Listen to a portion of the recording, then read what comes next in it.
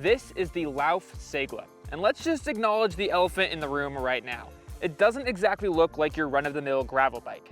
But there's more to it than its Pepto-Bismol inspired paint job and otherworldly looking fork. Not only is it extremely enjoyable to ride, it also might be one of the best values on the market right now.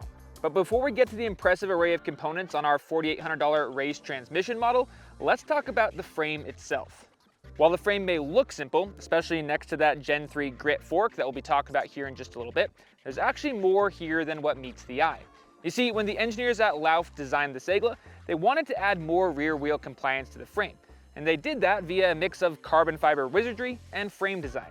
In total, this creates up to 12 millimeters of vertical flex without the need of any pivots or elastomeres. I found that this not only increased comfort, but also control while riding rougher trails and washboard roads. The rear wheel tracked better and was less prone to bouncing about underneath me. Lauf has also prioritized tire clearance with the Seigla, and it can actually fit a 57C or 29 by 2.5 inch tire. To achieve this, Lauf used a 6mm wide plate of solid carbon fiber in the narrowest portion of the drive side chainstay. This allowed them to maintain straight, parallel chainstays as opposed to a dropped or elevated setup, which they claim would have decreased both strength and compliance. I never got a chance to test anything besides the stock 45C Maxxis Rambler tires that the bike was spec'd with, but I'm curious to see how it would fare with some wider rubber, and if you'd like to see us test it out, go ahead and let us know in the comments. Speaking of chainstays, there is a small, relatively minimal rubber chainstay protector that does a good job at keeping things nice and quiet, but that's about it when it comes to added features throughout the frame. There's no in-frame storage and just 3 pairs of mounting points, 2 inside the front triangle and 1 on top of the top tube. Lauf says that they've instead focused on the aforementioned ride quality and weight savings. And with a medium frame and all included accessories weighing just 1,163 grams, I'd say it paid off. And so while it might not be the best bike packing rig, it's gonna be pretty dang fast everywhere else. And speaking of fast, the geometry on the Seigla leans just a little bit towards the racier side of things. It's got a pretty low stack height of just 593 millimeters and a long reach of 405 millimeters on the size large that I tested. This puts you in a pretty aggressive forward-leaning riding position. It also has a relatively high bottom bracket and 425mm chainstays, keeping the bike plenty maneuverable on tight single track. That said, the Seigla has a relatively slack 70.5 degree head tube angle, which combined with the grit fork, provided confidence on steeper, rougher descents. Of all the geometry numbers, I think the one that stood out most to me was the seat tube angle, which Lauf says is 72.4 degrees, which is already a bit on the slack end of the spectrum, but that's not the complete story. You see, when Lauf went ahead and added that extra compliance into the frame, one of the things that they did is they offset the seat tube in front of the bottom bracket. So while the effective seat tube angle at one specific saddle height might be 72.4 degrees, the actual angle slackens with increased saddle height. I have pretty long legs, which means that I had to run the saddle at basically the minimum insertion depth. And to compensate for that, I slammed the saddle as far forward on the rails as it could go. Even still, if this was my bike, I think I'd probably put a few more spacers underneath the stem, maybe even get a shorter stem than the 90mm one that comes stock with the bike, just to shorten up that seated riding position a little bit. Now though, let's move on to what's arguably the most interesting thing about the bike, and that is of course the 3rd gen Lauf Grit fork, which uses 12 S2 glass fiber leaf springs to deliver around 30mm of travel. Why use this design over a conventional telescoping fork? Well, Lauf lists 3 reasons. First off, there's less moving parts, there's no oil, there's no seals, and that means less maintenance that you have to do at home.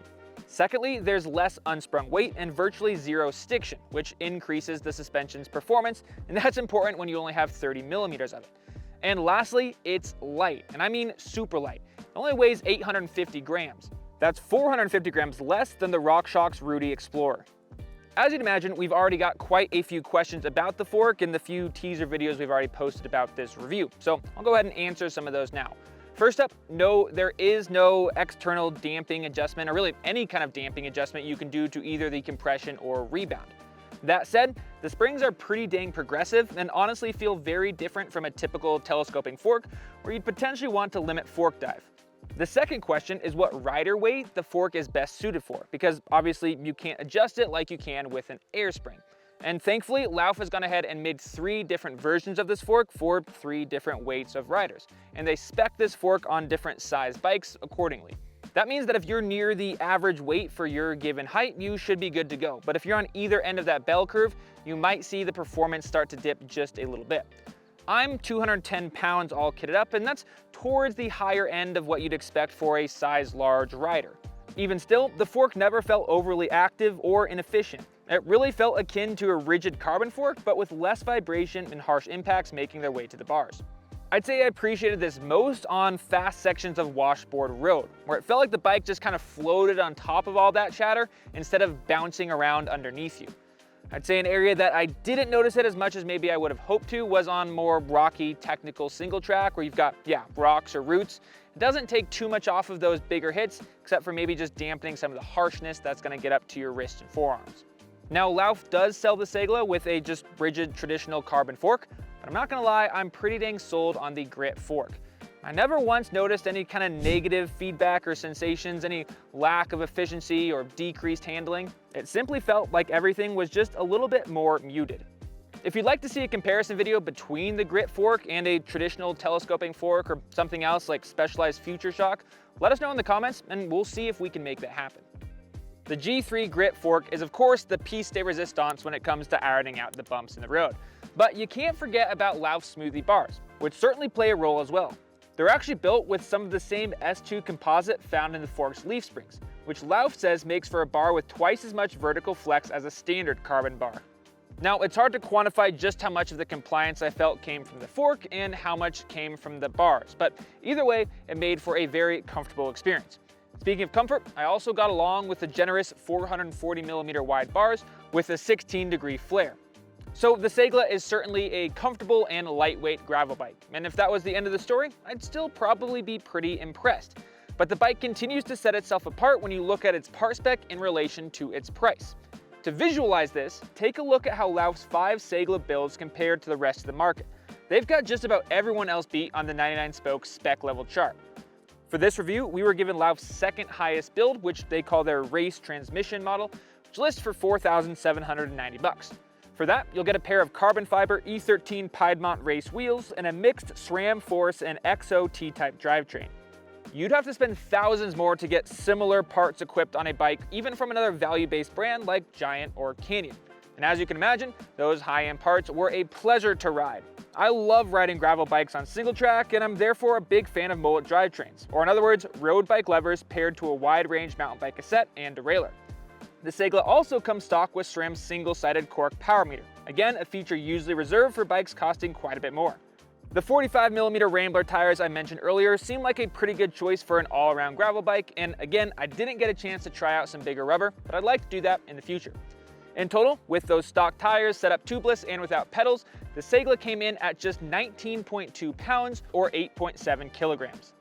But don't worry, I did still manage to find some things that I wasn't a huge fan of. For starters, and the biggest one for me, the Seigla is not compatible with a mechanically actuated dropper post. According to Lauf, dropper posts are rarely appropriate on a gravel bike, and they felt that adding said compatibility would compromise their price, weight, and even frame compliance goals. Obviously, if you have one of the higher end T-type builds like we were able to test, you could of course throw on a reverb access post and call it a day, but it does seem a bit antiquated and maybe behind the times to not be dropper post compatible, seeing as that's growing increasingly common on gravel bikes. The second compatibility issue that's admittedly less of a big deal for me is that you can't put a front derailleur on the Seigla. Now, again, I'm just a recreational rider. I usually prefer riding single track, so I don't have any need for 2 chainrings up front. But given the bike's lightweight yet comfortable frame, included power meter, and relatively aggressive geometry, makes it seem like an ideal bike for endurance gravel racing, and many of these riders are still opting for 2 rings up front. Clearly, the Lauf Seigla is an impressive bike, but let's see how it stands up when compared against 2 of the most formidable gravel bikes on the market. Up first is the Giant Revolt X Advanced Pro 2, which lists for $4,100, about $700 less than the Lauf. The Revolt X features the RockShox Rudy Explorer fork, providing 10 more millimeters of travel than the Seigla, but at quite a significant weight penalty, helping bump the weight of the Giant to 23.1 pounds or 10.5 kilograms. Like the Lauf, this model of the Revolt X also gets a set of carbon wheels, but has a lower tier SRAM Apex Access group set. Both bikes are relatively similar in terms of geometry as well, walking the line between hyper-focused race and adventure-oriented bikes. The Giant does, however, have a flip chip in the rear dropout, extending the chainstay length by 10 millimeters, arguably making it a bit more planted and chunky terrain. So which is the better buy? Well, looking strictly at the components, of course, that's gonna have to go to the Lauf. But you have to keep in mind that in order to buy a Lauf, you're gonna need to buy that from their website as opposed to going into your local bike shop and getting the assistance and support that comes along with a traditional retailer.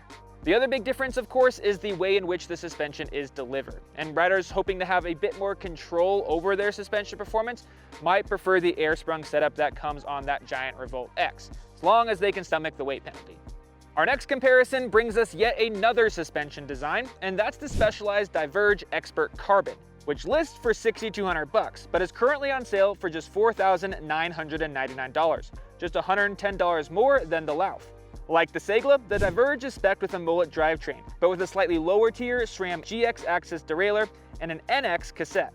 At the front of the bike, you'll find Specialized Future Shock 2.0 that provides 20 millimeters of travel beneath the stem with a weight penalty of just 200 grams.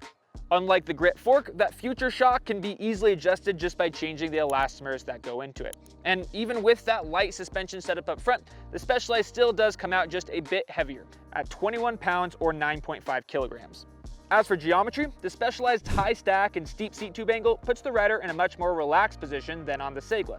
So if you're deterred by my comments on the bike's stretched out feel, then maybe the Diverge could be a better fit.